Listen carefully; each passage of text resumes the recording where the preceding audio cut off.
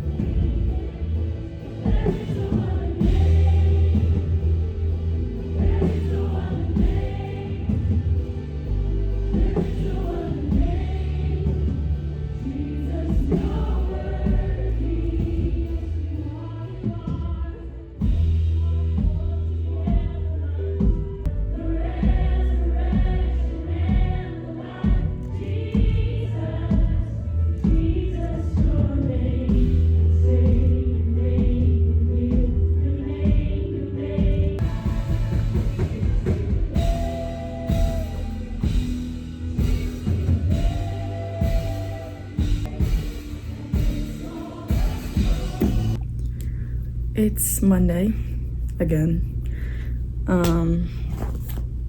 I finally have gravity bags. Home healthcare still hasn't come through.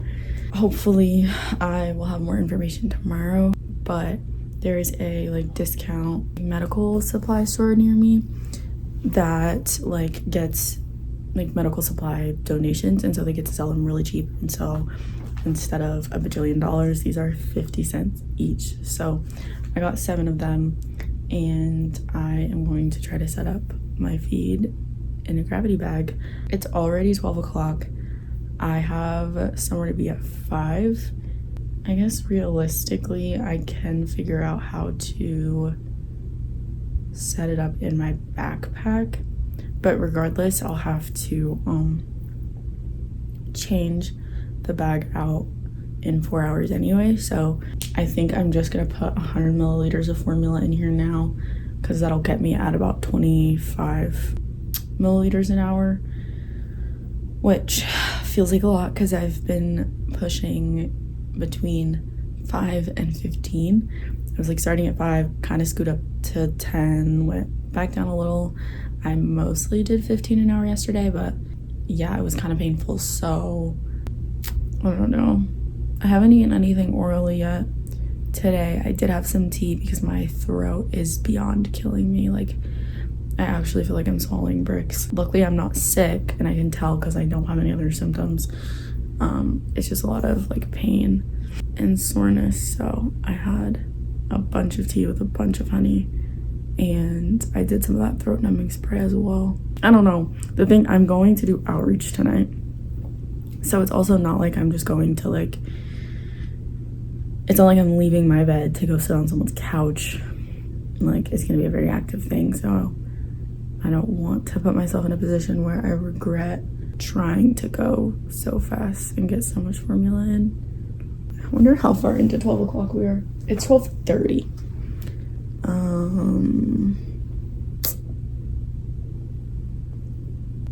No, I'm gonna bring it down. So I'm gonna try to do 20 milliliters an hour. So that would be 20 times 4 is 80. So I'll put 80 milliliters of formula in here. It'll be good. And then I'll be able to be hooked up tonight so I can fall asleep and then just set a timer at 6 hours, because that'll be when I have to like wake up, flush my line, and clean and refill the bag and everything. So yeah, let's give this a try.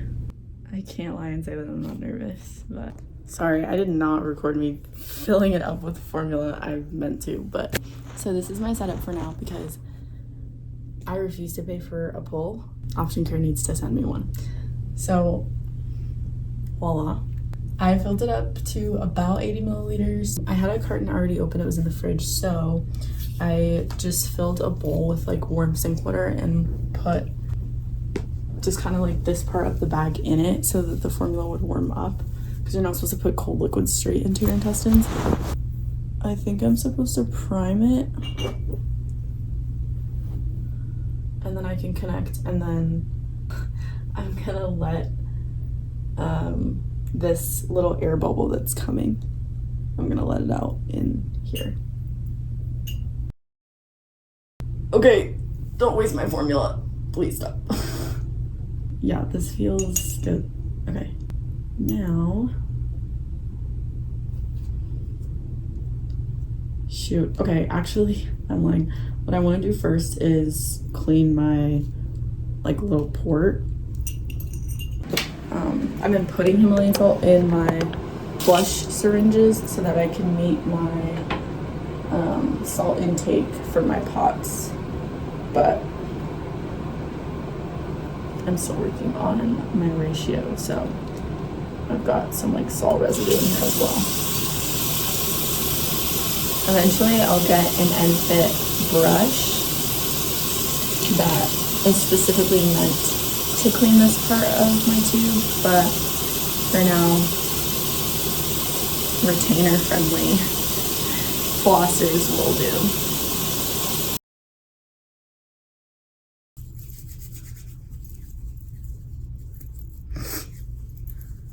Okay, I've already flushed. I did it like 20 minutes ago. So that's good. And then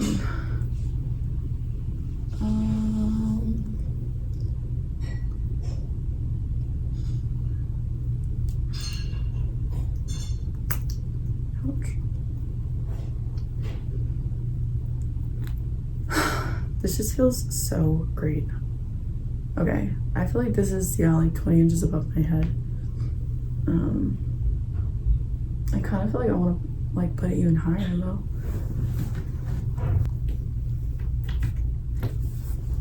Okay. This feels safe. I wonder if it's like actually doing anything though. Like, oh, I can see.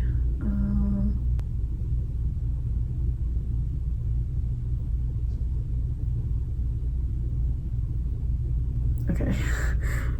I think this will be good. I'm so excited to like not have to push the syringe. I'm excited to not even have to fill the syringe up. How about that? Yeah, I think this will be great. Very slow. But I don't want to overdo it. Okay, I have a lot of computer work to do, and I mean a lot. I'm trying to be okay with obviously pacing myself and taking my time, but yeah, time is ticking. So, and I still want to do my quiet time right now, so I'm gonna do that, then get on my computer, and I'll check back in how this is going. I just got finished with my quiet time, which was so good. If you haven't read your Bible yet today, you totally should. Yeah, that just felt so good. I am doing okay. I can definitely tell that it's going through, it's working. I'm feeling very similar to how I feel when I push formula. I'm just getting super like lethargic. My breathing gets a little heavy, and it's like just harder. It feels like it takes more energy, like muscle power to breathe. But I'm down to almost like 50 milliliters, which is really good because it's been an hour and like 15 minutes ish. So that's super good. I'm going at the right rate. I finally figured it out. Super tired. I have been doing quiet time for so long that I've not touched my computer yet. And I have therapy in like 40 minutes, so I'm kind of deciding like my list of priorities. I think the biggest things are any phone calls that I have to make to whether it's a doctor's office or anything like that, because I want to make sure I talk to those people before they close at 5. Other than that, I think everything else is gonna have to wait until after outreach. It can go half and half. I'll either come back super tired or I'll come back pretty hyped up because 1, I'm on Vyvanse, 2, doing outreach like just gives me so much life. So it could be a little bit of both. It could be like I'm tired but I'm optimistic and like mentally energetic, and hopefully that's the case because even that will get me through a little bit. I will get dressed after therapy, and I'll need to make sure I have enough time to clean this bag, do some more formula, and then figure out how to jury rig my backpack to take it with me so that I don't have to stop feeds, especially because I started so late in the day. Yeah, also context, there's a lot going on, but context for yesterday's like clips, I meant to pop in last night and didn't get a chance to. That was me the first clip was me shooting backstage at church, and it was so like it was literally exhilarating. I will be doing that next week and probably for the foreseeable future because it was just so fun, and was like sitting in the auditorium and had a vision, and I was like, I'm allowed to go back there. I need to go sneak back there and just like see like what I can do while being as discreet as possible. And it ended up working out. I was so excited that I got to do that. So I just got so many good shots and videos, and it felt so sweet and so special. So that was fun. And then I think I'm putting in a clip from Sunday night worship last night, which was insane. I think I cried a total of 5 times yesterday, just throughout the day. Like, Tyler surprising me with a bow. Another friend, I had sent a prayer request to our church when like the stuff with my family back home started like really kicking up, and before I like had gotten my feeding tube and was just really stressed out. And a lot of people had responded with just such insanely kind prayers, and people have been checking on me in person and over the phone and all the things. And one of our pastors had stopped me and was like, you know, just like, how are you doing? Like, it sounds like your family's going through a lot. And I just was like, yeah. And he and his wife blessed me with just some financial assistance, and it like means the world. Like, so, like just generosity like that, like I don't know, it like shouldn't be new to me because I've been a member of church in general for, you know, a few years now, but it just will always, I hope that it always continues to amaze me just how generous people will be and how obedient people will be to God's nudge to generosity. And I just always feel so at a loss for words, just in the sense that I just want to continue encouraging people to do that for others. And yeah, it just means a lot to like be a part of a church that really looks after you, not just financially, but in prayer and love, people that will pick you up and take you places that you need to go, or just keep you company. Or I've just been surrounded by so many selfless, generous, kind, intuitive, intentional, you know, people. And genuinely, God has been working on my ability to receive grace and kindness.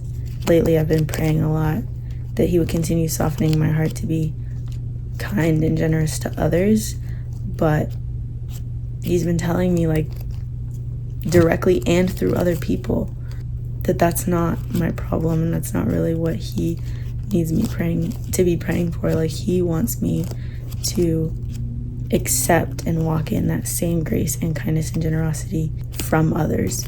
Working on that, and working on being comfortable with allowing other people to provide for me. I was just reading Deuteronomy 6, and He was telling the Israelites that they're soon going to enter a land where, you know, they didn't build anything there. They didn't plant any of the crops. They didn't do anything to earn or make or work for the things that God is going to allow them to experience in abundance. But His one request was to not forget Him. He says, when you get to the land overflowing with milk and honey, and when you've had your share, don't forget that I brought you here. Don't forget, you know, that it was me. Don't forget about me. Don't go worshiping other gods.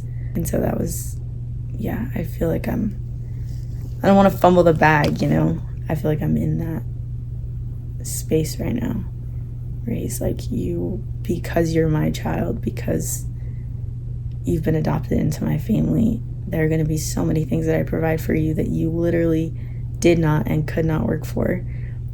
And I want you to enjoy it. The only thing I ask is that you remember me. I just feel like that's such a simple ask. He's been a provider all my life.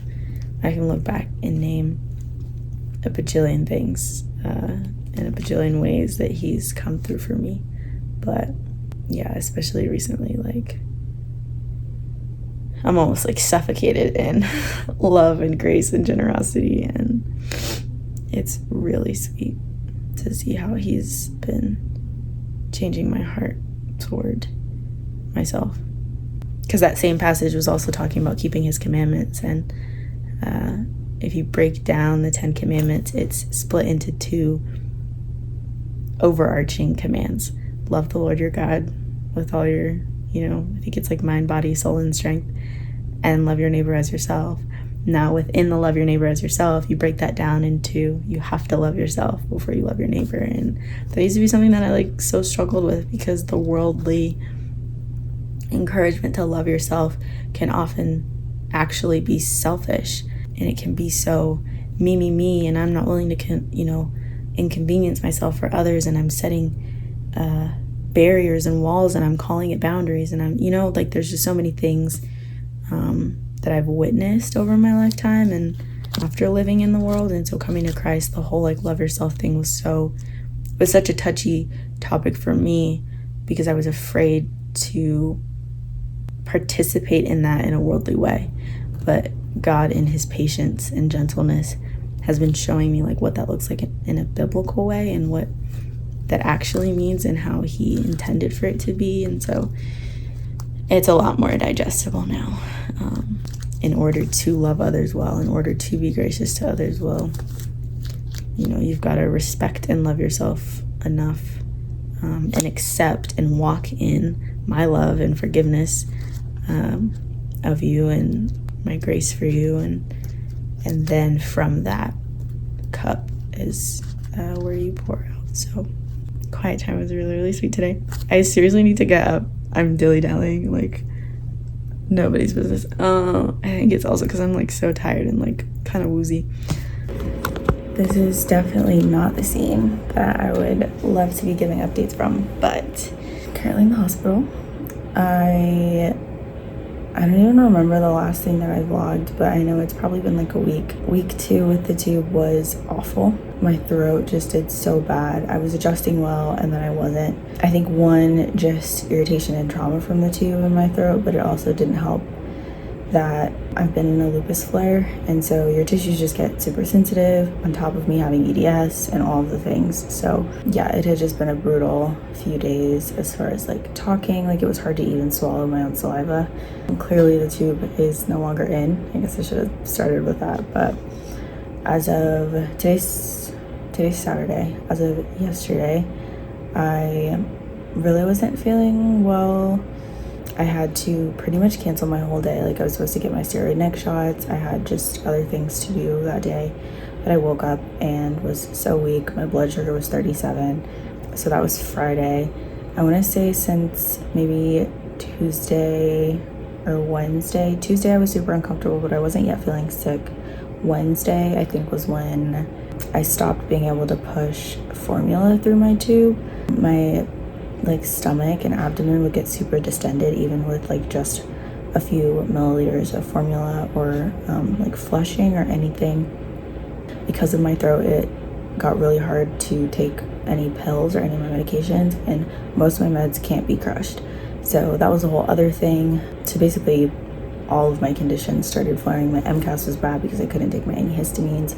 I could barely take my migraine medicine. I think I got to it one time. I wasn't taking my nerve block anti-seizure medicine or anything like that. So it just kind of went downhill from there. I was trying to consume food orally when I realized I couldn't use my tube, but my throat was so bad. So I was trying popsicles. I would get super nauseous and dizzy. I tried teas, extra honey. At one point I even tried honey just straight to try and soothe my throat. I went to urgent care twice. The first time I got tested for strep and it came back negative. I did virtual the next day because I just couldn't bear it, and just decided to ask for a steroid pack to hopefully calm the inflammation from my lupus and hope that my throat would get better. But I wasn't able to physically go pick it up. So yeah, it's been a slow decline this week. So basically when I came in yesterday, I found out that not only did my tube migrate, so here's a picture of where it originally was when it was first placed. Here's the picture of where it was before it got taken out when I came yesterday. So it migrated significantly. It was in my stomach instead of my intestines, and so my SMA was triggered. Of course, I was dehydrated, so my intestines weren't moving, and they already have a hard time moving by themselves. And then because it had been 3 days of me basically drinking no fluid and definitely not getting any food, not eating, not pushing like formula, I was in starvation ketoacidosis. So basically my body was just so full of acid that it started breaking down my own body fat, which I already don't have a lot of, instead of breaking down glucose because I didn't have any. So definitely thought my big intention coming here, so I called my doctor, asked him like, what should I do? I was like freaking out. I travel on Tuesday.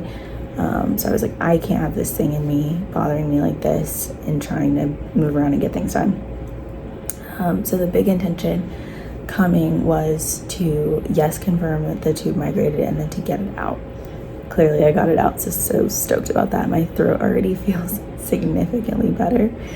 But then of course I wasn't expecting, I mean, I know how I felt, but I've felt the way I felt yesterday other times, and I've gone to the ER and my labs always come back fine and then they send me home.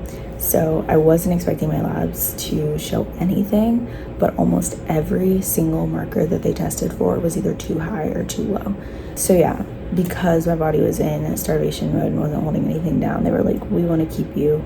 They were like pushing glucose water. I just got unhooked from a sodium chloride bag. I've had magnesium, I've had potassium, all the things. I've already been able to start taking my pills again. I kept some juice down last night, so that was a good sign. I'm peeing a lot, which is great for me and my kidneys. And then I tried some cream of wheat this morning. It hurt. My stomach still is in a lot of pain and is just slightly distended, but I'm not nauseous, and that's the big thing because the nausea was unbearable. Like, I can get through a lot and I have been through a lot, but yeah, the way I felt yesterday was just felt so catastrophic in my world. So to have it be confirmed by labs and things was amazing. I am trying to get out of here today. The nurse just came back in. The doctor talked to me this morning and asked if my goal was to go home, and I was like, definitely.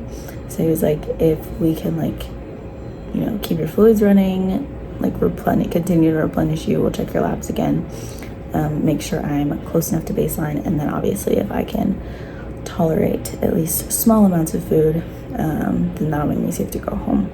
I have an appointment with the surgeon on Monday to discuss a GJ tube. I won't be getting it done anytime soon, as in the next week or 2 weeks even, because I leave for Jersey on Tuesday and I don't come back until the 18th. Update on the Option Care situation. I couldn't even get them to fulfill my order. They were basically like, all these bits and pieces that we're getting are way too choppy for us to put an order together. In the situation with the surgeons, and one won't fill because he doesn't know how to do this and wasn't planning on following my care with the NJ tube, and then the other one, basically my second opinion, was not willing to write the home healthcare orders because he's not following me because I'm outpatient. If I would have been inpatient, that would have been one thing, but the nurse just came in and said they're starting my discharge paperwork, so I'm so excited to go home and take a shower. I actually don't feel gross, which is surprising, and I slept fantastic last night, but nonetheless, my house is better.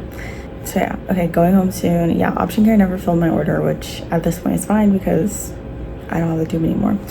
So this second time around, we're gonna do it right. I'm gonna ask all the questions. Everybody needs to give me clear steps to the plan ahead. So yeah, I will keep you guys updated. I'm feeling a lot better, a lot more energized. Still gonna take it easy because I'm still a little woozy, just going to the restroom and stuff. But yeah, last week was brutal. That's why you guys didn't get any updates, because I literally was just sloshing around in bed and going to appointments and trying to survive and not puke all over myself. So I think we're on the up and up. So